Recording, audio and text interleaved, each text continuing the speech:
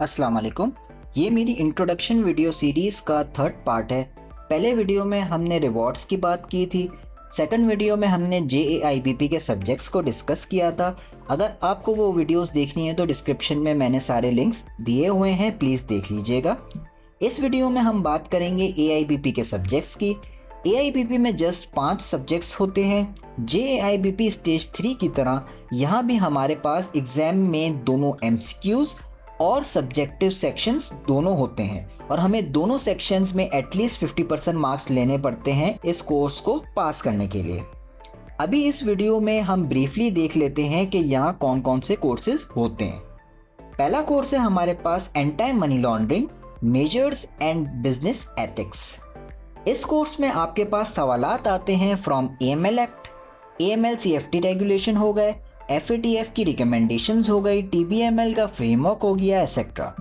इसमें टोटली आपकी compliance check होती है। एंटी मनी लॉन्ड्रिंग से रिलेटेड आपको क्या क्या पता है और आपकी रेगुलेशंस इसके बारे में क्या कहती हैं। कंप्लायंस से रिलेटेड आजकल वैसे ही लोगों को काफ़ी चीज़ें पता होती हैं, तो इस कोर्स में ज़्यादा मेहनत नहीं करनी पड़ेगी और ईजीली ये कोर्स निकल जाएगा आपका। सेकंड सब्जेक्ट है corporate and banking law.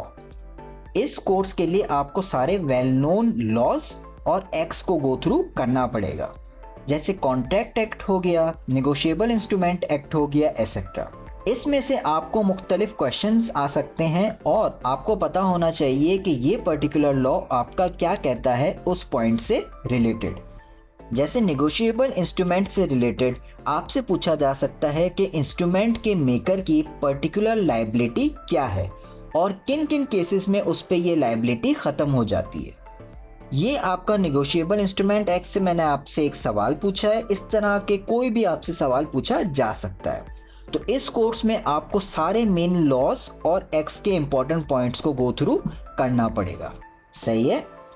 Third course है हमारे पास एडवांस रिस्क मैनेजमेंट। ये कोर्स आपको बताता है कि किस तरह से आपको कंपनी में रिस्क को मैनेज करना है।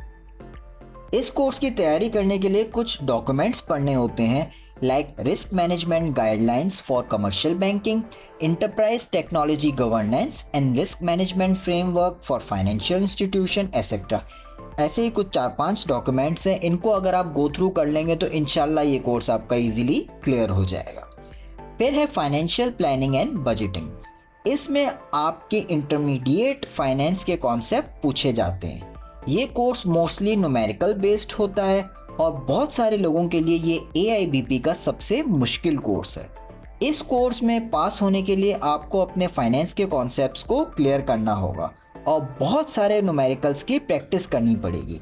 इस चैनल पे मैंने ऑलरेडी बहुत सारे लेक्चर्स और पास पेपर्स के सॉल्यूशंस डाले हुए हैं, तो होपफुली आप लोगों को एक अच्छी हेल्प हो जाएगी। इंशाल्लाह फ्यूचर में मैं मज़ीद लेक्चर्स भी डालूँगा। और फाइनल हमारे पास स्पेशलाइजेशन का कोर्स होता है। इस सब में से एक कोर्स करना होगा financial derivatives, project financing, capital markets, strategic human resource management और आखिरी हो गया introduction to insurance.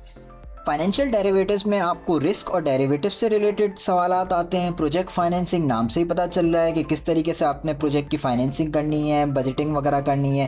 Capital market में सिंपल आपका स्टॉक एक्सचेंज और कैपिटल मार्केट और उसके इंस्ट्रूमेंट्स के बारे में पूछ लिया जाता है। Strategic human resource management is simply an HR course. और फाइनली जो इंश्योरेंस का है, इसमें आपको इंश्योरेंस से रिलेटेड सवालात आते हैं। आपको पता होना चाहिए कि इंश्योरेंस क्या है, कौन कौन सी किस्म की इंश्योरेंस है, कब कौन सी इंश्योरेंस लेनी चाहिए, उसकी क्या क्या चीज़ें हैं, क्या क्या रिक्वायरमेंट्स, इस तरह की चीज़ें इसमें पूछी जाती हैं। अब इनमें से कोई एक कोर्स आपको सेलेक्ट करना होगा और वो सिलेक्शन टोटली डिपेंड करती है आपके इंटरेस्ट पे। सही है। तो ये हो गए हमारे सारे AIBP के सब्जेक्ट्स। नेक्स्ट वीडियो में हम देखेंगे कि इन जनरल इन कोर्सेज़ की तैयारी किस तरह करनी है। फिर मिलेंगे अगले लेक्चर में। अल्लाह हाफ़िज़।